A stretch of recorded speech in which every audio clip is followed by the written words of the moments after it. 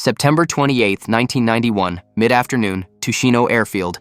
Once a secret bomber base, now a vast slab of cracked concrete and grass, ring-fenced by razor wire, and exactly 11,000 interior troops, plus 6,000 city police for crowd discipline. Just 5 weeks earlier, tanks outside the Kremlin had failed to reinstate hardline rule. The Soviet Union has 90 days left to live.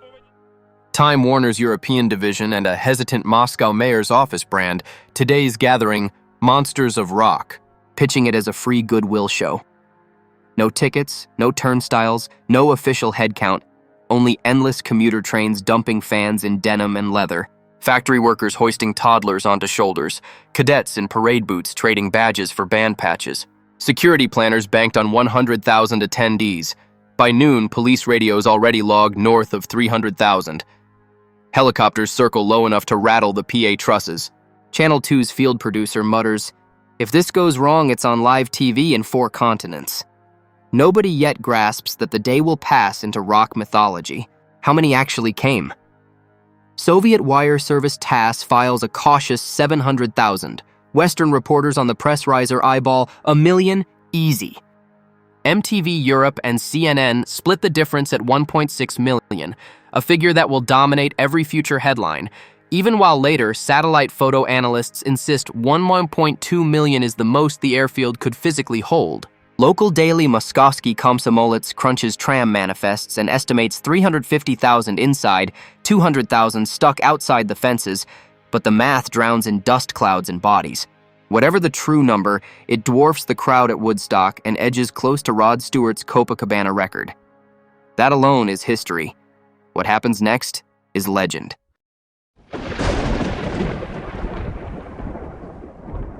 13:15. Local thrashers, EST, strike the first distorted chord. Soldiers in frontline cordons tap truncheons on riot shields, instructed to use rubber batons but never bullets. Behind them, My-8 gunships hover barely 30 meters up, rotors blasting hot downwash meant to nudge the crowd back from the barrier. Instead, the gust flips vendor tables and fires up cheers. Worried commanders radio for reserve troops. Organizers fear a stampede. But the wave settles. Fans find rhythm, chanting band names in broken English. Between sets, roadies spray hoses from the stage. Water pressure borrowed from a Soviet fire tender because local mains can't feed the pumps. The dust returns within minutes. Nobody cares. The Black Crows rap a bluesy hard to handle and bow off. Camera operators on army flatbeds pan left. A private in full combat webbing air guitars on his Kalashnikov.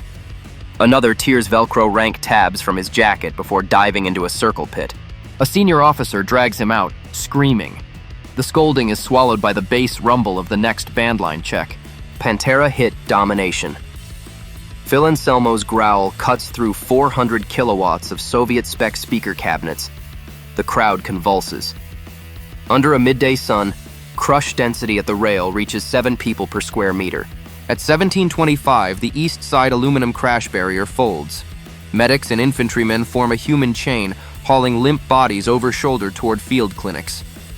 Official incident sheet notes 53 injuries, none fatal. Astonishing for the circumstances. Unofficial chatter claims Russians built barriers like tanks. Tanks finally lost. Either way, first aid tents run out of bandages, requisition torn t-shirts, and keep going. 1830. Metallica walk out to Ennio Morricone's Ecstasy of Gold. James Hetfield's first downstroke on Enter Sandman is seismic.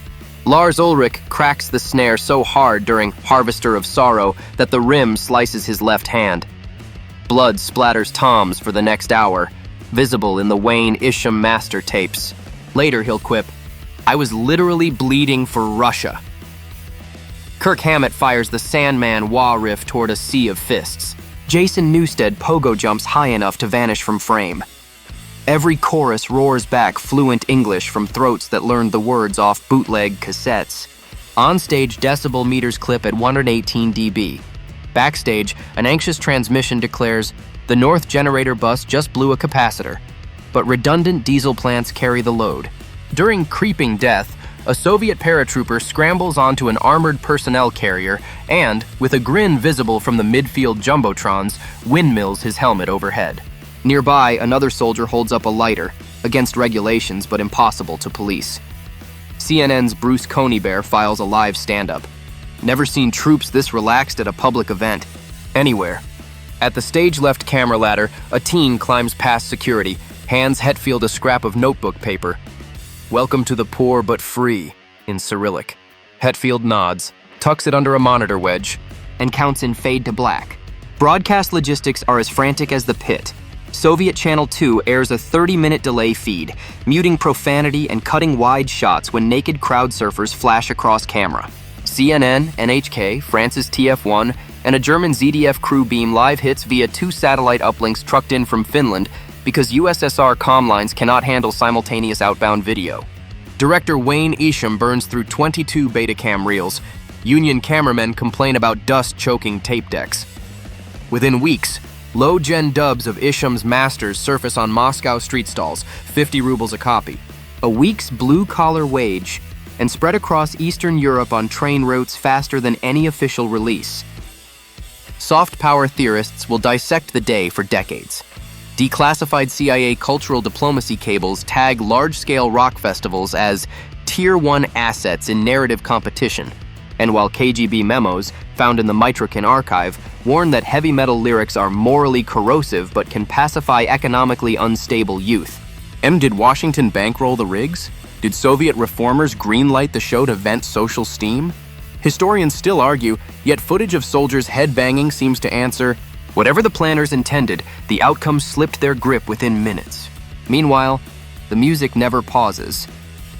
Sad but true grinds across the field. People jump in sync so hard local seismographs register micro-tremors. Myth says 3.0 on the Richter. Records say 1.3. Still enough to rattle apartment windows 4 kilometers away. Fire hoses blast arcs into the dusk, slicing orange through floodlights. A girl on a friend's shoulders waves a hand-painted bedsheet. The wall fell, turn the volume up. Hammett obliges with the Master of Puppets solo, each note a knife through humid air. Stage left, crew chief Jake Berry scribbles Axel the Pyro on tape, and the next flashpot salvo kicks a second early, caught forever in the Isham cut. Behind the scaffolding, Soviet medical captain Elena Morozova stitches Lars Ulrich's palm with borrowed nylon because her own suture kits ran out. Ulrich thanks her in broken Russian. She replies, "Play faster, comrade." On the opposite flank, customs officials drink warm Baltica beer with Time Warner reps, negotiating duty waivers for the PA to cross the border again tomorrow. Word spreads backstage that Moscow authorities want an encore curfew. Hetfield laughs. "Tell the mayor we waited 40 years for this. Give us 40 minutes. At 1945, Metallica dig into a surprise battery.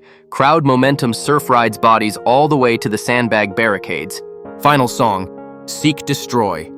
Hetfield shouts, "Spasibo Rossiya! Spasibo Rossiya!"